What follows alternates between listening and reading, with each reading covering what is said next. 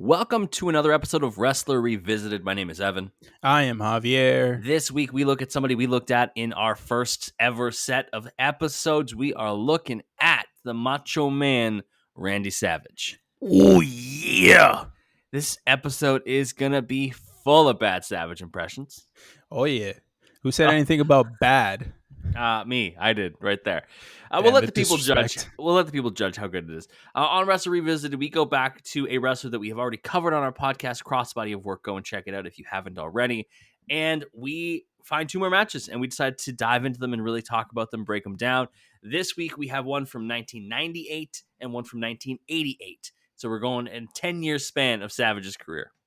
Yes, and we're doing my man justice and giving him more matches to cover because we did not realize in the early aughts of this podcast that maybe doing one part only for some of these guys was a bad idea. This is before Javier had come up with the 3-part concept, which I will give him full credit for because he did come up with it. And so there's definitely a lot of people to go back and revisit. So that's why we have this. And we're revisiting for Savage a very special first match. We are going to WrestleMania 4.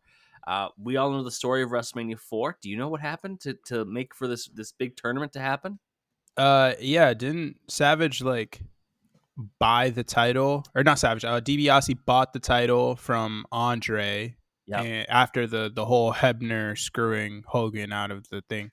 And Yes. The title was vacated by Commissioner, I forget his name. WWF President Jack Tunney. Yeah, there you go. And it was put up in a tournament at WrestleMania 4. You know me. I love a good tournament. Love a good tournament. This is not high on my tournament rankings because it's a little too jam-packed for a WrestleMania card. It's also WrestleMania 4. It's not WrestleMania 34 where there's 18 matches. Yeah, it's a little much. But let's look at the route everyone had to take to get to the finals. So Savage beat Butch Reed, he beat Greg Valentine, and he beat the one-man gang.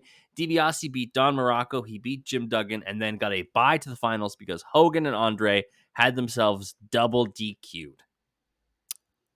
Yeah, that makes sense. It's kind of a shame that this match for the world, the world title, WWF title, is second to Hogan Andre / Hogan DiBiase / everyone other than Hogan. It's kind of unfortunate that Savage is a little bit of the afterthought in this match. Yeah, it's the thing with that is it's like imagine we get to WrestleMania for whatever reason Roman's title has been vacated and the whole tournament, and then Cody and Roman go out in the semifinals, and suddenly the final is Solo Sikoa and Jey Uso, and you're that actually sounds kind of cool. It's gonna be a big moment. But now here comes Roman. He's in Solo's corner. And here comes freaking Cody. He's in Jay's corner. And suddenly we do not care about the match anymore. I think it'd be more fitting if it was Sami Zayn made the finals. We like Jey Uso now, We do like main event Jey Uso. I love that press conference he did with Cody. Oh, they were so off of it. It's not even funny. Cody saying yeet. Inject that into my veins. All right. What did you think of the match? Have you watched this match before? I don't think I have. I think I have, but I don't think that I had I think it might have been a part of a compilation. Here's Savage's run with the Mega Powers or whatever, rather than the entirety of the match. I probably watched bits and pieces of it sliced together. I at one point watched the entirety of WrestleMania 4 because I wanted to see the tournament, but I don't. It was when the WWE Network debuted. It was 2015 maybe. So it's been a really long time since I used to just put on wrestling for background noise, right? And one day I was but you just said you watched it. I did. So. I did watch the whole finals. I don't remember the match though in terms of the actual match quality. What do you think of the contest? The match itself is honestly kind of fine. It's fine. It's just a regular TV match that Yeah. isn't, because it, like, the quality of work wise is like a regular TV match, except this is the main event of WrestleMania. As far as work rate goes, what are the worst WrestleMania main events? I mean, there's a lot. There's actually quite a few that are bad. The main event of WrestleMania 95 was a football player and Bam Bam. Yeah, So that's Lawrence not very Taylor. high. Yeah, that's pretty low. Look, discounting like, the first 10, like if we take out the first like 10 whatever WrestleMania is, because we just got to be honest with ourselves here. Like wrestling wasn't wrestling back then. It was very different. Yes, Like it was Hogan all Andre theatrical. at WrestleMania 3 sucks. It sucks. Like it's theatrical and all that. So like if we're just taking the let's go from WrestleMania 20 onwards, I would say it's like I really didn't like Cena Miz. I thought that match was like really long and boring. Yeah. Not a fan of like the Brock Roman match from 32. No, that was Triple H Roman. Oh, right. That one I also the didn't New like. Orleans one. What was that? 34. 4. That one was bad. So instead, we get Savage DiBiase here, WrestleMania 4. In terms of the actual in-ring, it's a lot of arm stuff. They're trading arm ringers for a while. Yeah. Savage hits a really great clothesline at one point, but then DiBiase gets the advantage, tosses Savage in the corner. Savage does a thing that we talked about recently on the podcast. He does this like guillotine over the top rope where he dives to the outside and like bulldogs the guy on the top rope. Yeah, it's good. It's a great move. Literally, no one else does it to the outside. He loves just diving to the outside when he doesn't need to. Have you ever seen anyone do that move one time, much less like make it a staple of their offense? No, somebody should steal it immediately. No, nobody should steal it immediately. We're all focused on long-term health and longevity here. Don't give Darby Allin an excuse to end his career even sooner. It's that clip of Ted Lasso. It's like, we can't condone. He's like, you do whatever you like. That's how Darby Allin decides what he wants to do with himself. Darby Allin just told you to go fuck yourself.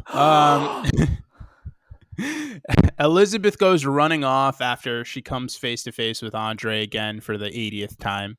Not a fair fight. It's not fair. She's a very small and skinny woman, and Andre the Giant is literally called the Giant. Back from technical difficulties that you didn't see, but we experienced. Javier just disappeared from the recording. Yeah, my computer decided to refresh itself for some freaking reason. Your computer killed itself because it knew Hulk Hogan was coming. Your computer said, I'd rather die than watch Hogan get involved in this main event. I'd rather die than hear when it comes crashing down and it hurts inside. Yeah, Hulk Hogan's here. That's who Elizabeth was getting from the back. And so Hogan is here to kind of even the odds. He comes out and he sits down on a chair in Savage's corner. That's the big reveal, I guess. It's not good. I mean, I guess. Yeah, it's not. It's just not good. Listen, man. Like, it's good for the people because the people care about it. Oh, the people care a lot. My issue with Hogan coming out here is that now I have to see Hulk Hogan, DiBiase releases the headlock he has on when he sees Hogan, who sits on the chair, like I said, in Savage's corner. Andre pulls Savage's leg, so Hogan just on sight just goes after Andre. Then in the ring, we have the best move that happens in the entire match, which is a gut wrench suplex by DiBiase. Listen, the work rate of this match did not, because Savage is an excellent wrestler. Correct. He is. The year before this, he had one of the best wrestled WrestleMania matches of all time. Yeah, and legitimately one of the best wrestlers in the history of pro wrestling. Yes. DiBiase is no freaking slouch himself. He is an excellent wrestler as well. Obviously, like, the gimmick was what it was, and you didn't have to pull out these technical master classes, but if he wanted to, he could. These two guys going out here and giving us, like, a raw 9 p.m. top of the hour match is crazy. It is pretty fucking nuts when you think about it.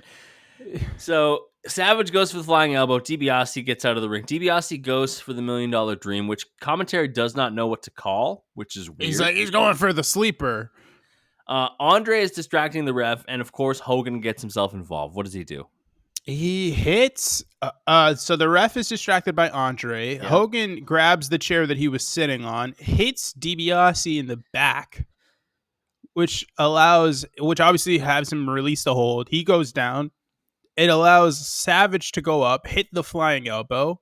1, 2, 3. Randy Savage is the WWF World Heavyweight Champion.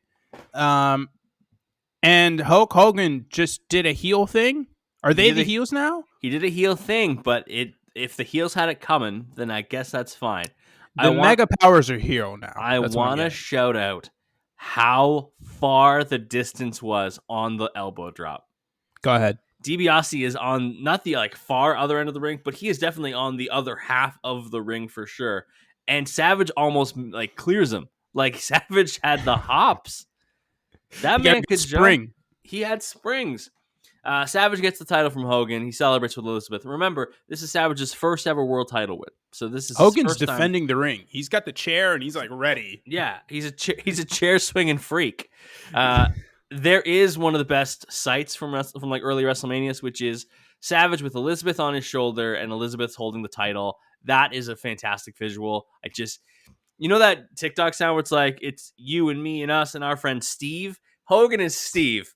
Hogan, why are you here? Let him have it. Go away. It's like oh my god, what was that movie that I think it had Paul Rudd, where it's the guy's Paul Rudd's getting married. I Love You Man. Yeah, I Love You Man, where he's getting married and it's just his burnout. Yeah, it's a great movie, but this was not a great match. It's a great moment for Savage. It's a great moment for Savage and Elizabeth. Honestly, one of my favorite through lines from the first couple WrestleManias is the Savage Elizabeth partnership, and you have the SummerSlam wedding, of course. It's really nice. Yeah. We now go from 1988 to 1998, and we look at a Savage match in WCW. It is versus Sting. It's Sting! Shivani's actually on commentary here, which is nice. It is a no DQ match for the WCW Championship from Spring Stampede 1998. Let me set the scene for you. Hogan, who is of course the leader of the NWO, failed to recapture his NWO title from Sting. It became Savage's turn, and he got a shot at Spring Stampede. Hogan tried to make sure that Savage would not win the title because he felt that it would challenge his role as the leader of the NWO. So Hogan was anti-Savage. He's I don't want this to happen. He's always been anti-Savage. That's true. He's truly been working on the wrong side. We have the match itself. Elizabeth is here alongside Savage. I love that. The continuity. That's nice. NWO Savage, so he's in the all black and white. Yes. And Sting is Sting. With the face paint. Truly with the face paint. Sting doesn't, if you just don't look at the hairline, Sting doesn't look like he's aged at all. Just don't look at the hairline. That gives it away. I mean, I will say, for a guy who's... How old is Sting nowadays? He's got to be in his mid-60s. He's in his 60s. If I had to guess, I'd say he's 66. He's 64 at time of recording.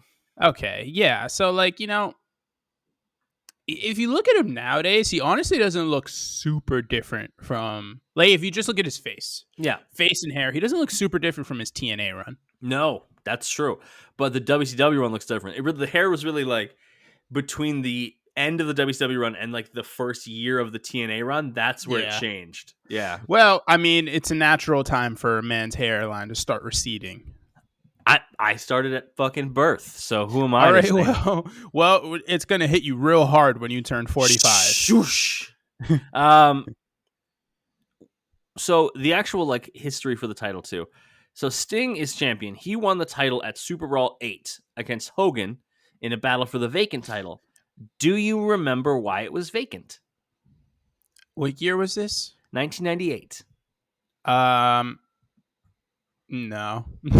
At Starrcade 97, that's where they had the Nick Patrick's going for a fast count, but he doesn't really do a fast count. But Bret Hart comes out and says, no screw jobs here, brother, and makes the match start again, and Sting wins, and then they just vacated the title. Afterwards, they just were fuck it, this is a nightmare. Because Nick Patrick was supposed to do a fast count, and he genuinely does not. He just does a regular count. What do you mean? What do you mean? It wasn't a fast count. What did you think of the match? Because I know you've never seen this. This is so fucking convoluted. Welcome to WCW in the 90s, baby. So the finish is just, there's too much going on. But honestly, I thought from when the actual match starts, fucking 4 minutes in on the clip, to when Elizabeth gets involved, I think it's actually a really good match. It is. I'm It is. enjoying it a lot. It's a very good match. There's a lot of like it's doing what it needs to do. Savage jumps Sting early. He's walking up the ramp after hurting his arm. That's something that happens early on. And this is where I realized that, like, the aesthetic I don't understand. So it's Spring Stampede. So the Stampede is doing a lot of heavy lifting here because there's hay bales and like split wood fences, and there's like a fucking statue of a cow in one I spot. love wood fences, by the way. Wood fences are great. What a weird thing to love. I don't know. It's just you know what it is? It's because my favorite Mario Kart track is Moo Moo Meadows. Fuck. So like I always saw the wood fences, And you're like, I love that. I like the wood Country. fences. It reminds me of Moo Moo Meadows. Savage does not love the wood fences because he gets tossed right through it. Like right fucking through a wood fence. That is. I want to know how much like power he had to put into like the launch in order to be able to get himself through. No, he got launched, and then he also gets hit with a hay bale, which just looks uncomfortable. Hay bales are so scratchy. Yeah. Oh. Like I know it didn't hurt, but it definitely is one of those like cringe things. Like if it touches you, you're like, ugh. It's annoying. It's like some of like the non-attack moves in Pokemon. Where you, like, lower their defenses or whatever. It's shit like that. Like Screech. It's like suddenly my defense is harshly declined. Yeah. Savage is, oh no, my defense. Told you there'd be lots of bad Savage impressions in here. That was bad. It was bad. Oh no. We're also in Denver, and I guess that's enough for Stampede. They're like Colorado mountains. Yeah, sure. Put a bunch of fucking hay bales out there. Isn't it avalanches? They got avalanches over there. They just put a big thing of snow. They're like, all right, that's enough. We're in the mountains. And they push it from the top, and it starts avalanching. Sting goes for a splash in the corner of the barricade. Savage ducks. Sting goes face first, so Savage is in control now. Hits a clothesline for a 2. Sting reverses a pile driver, tosses Savage to the outside, hits a suplex on the concrete. This whole part of the match is good. Yeah, this is good stuff. And unfortunately, then we get to the not good stuff part. Yeah, go for it. So Savage has a great, crazy bald spot. You see it in the corners thing. It looks exactly like John Cena's now, but we don't want to talk about that. Yeah. So Sting almost does a stinger splash to Low Nate when Savage like pushes him in between them. Savage pulls Nate in between. Yeah. Oh, we got a star of the show. Star of the show is here, everybody. That's right. The cat is here. And so he ends up Low Nate ends up actually getting taken out because of Savage. So that when that happens, Savage hits a power driver, which our power driver is illegal in WCW. Why does Low Nate have to be out for Savage to hit a power driver? I think he just happened to hit a power driver. It's not like illegal or anything. Anyway, Sting no-sells the move. Savage goes up to the top. To the top, and like midway through his climb up, Sting is just staring at him going, like he's fucking King Kong. Like he's Alonzo from Training Day? Ain't got shit on me. There you go. Elizabeth hits him from behind with one of the weaker chair shots you'll see. It's upside down too. It always bothers me when someone goes for a chair shot and the legs are pointing out. Because it's like, no, that's where you hold it. It's little handles, and then it's go a very right weak to the top part where the legs meet the thing, and you swing. And it's that's how you do the thing. Very weak chair shot. She's been in wrestling for so long at this point. Yes. She should know. Anyways, she should know. Stinger splashed to Elizabeth by accident because Savage pulled her in. He hits a chair shot. He lays Sting on the chair. Then he goes up for the flying elbow drop. And Evan, what happens? Hogan's here again. Speaking of bald spots, the biggest of bald spots, brother. So the chair shot by Savage. He sets Sting on the chair, goes for the elbow drop. Hogan arrives, pushes him off the turnbuckle. You mentioned that Elizabeth gets Stinger splashed, eh? Yeah. Yes. Yeah, that was bad. That's rough. She's dead. She's also gone. It's weird seeing her with like trashy dyed hair and then a leather suit. The leather jacket is a lot. Hogan arrives, pushes him off the turnbuckle. Sting is up, hits the Scorpion Death Drop to Savage. Here comes Kevin Nash. He's also Kevin involved. Nash comes out like right as they literally like two ships passing in the night. He hits a jackknife powerbomb to Sting. It's actually really good. Savage gets pulled over on top. Hall literally picks up little Nate, carries him to over, wake him up, and then he hits the 1, 2, 3. Savage wins the WCW title. That's cool. It's so. Why do they have to be like this? The reason I wanted to go with these two matches is it just shows how different Savage's experience was in the two companies. Like McMahon just couldn't be a normal champion. No matter where, like that's the thing is like NWO Savage was very different kind of the things that they had him do.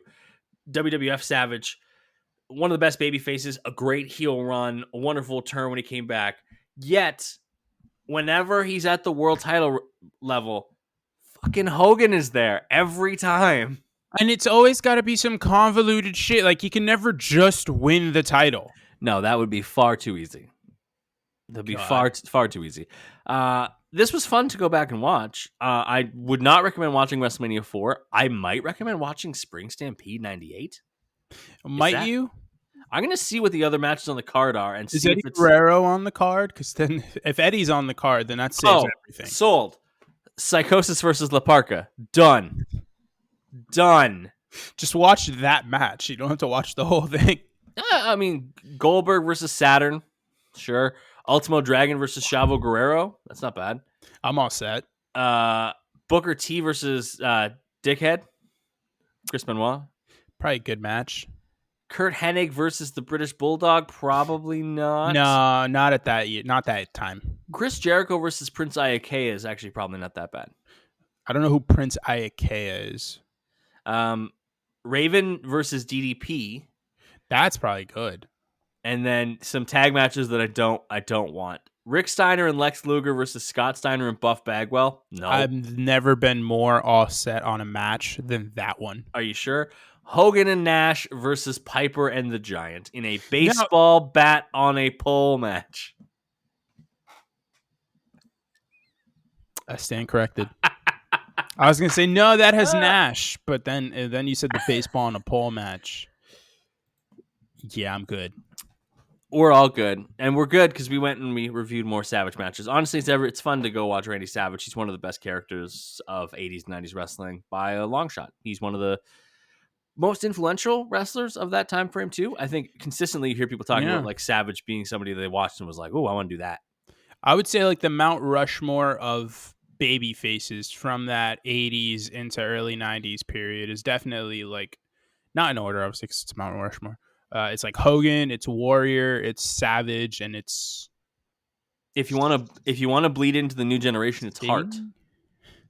Maybe Sting. Yeah, if you wanted to bleed into new generation, it's Bret Hart. But if not, Sting. Sure. Yeah. No, but I mean just like WWF, because if we're taking that time period into account, it's definitely Sting. Yeah, it's definitely Sting. All right, Javier, where can people find you on social media? I'm on the Twitter machine at JMelloSports. At some point, I'm just going to have to like hold up a sign. Yes, you need like a little sign. You can also follow me on Twitter at @7gomes, ITSEVANGOMES. Follow the podcast, most importantly, on Twitter, on Instagram, and here on YouTube. Hit subscribe, hit like, do all that stuff. Do all those wonderful things. Give us a little thumbs up. We're on the road to 100 subscribers. You'll see the number down below. Add to it. Be really cool if you did. Be real cool if you did. Thanks for joining us. We'll be back soon with another Wrestle Revisited. We'll talk to you then. Oh, yeah.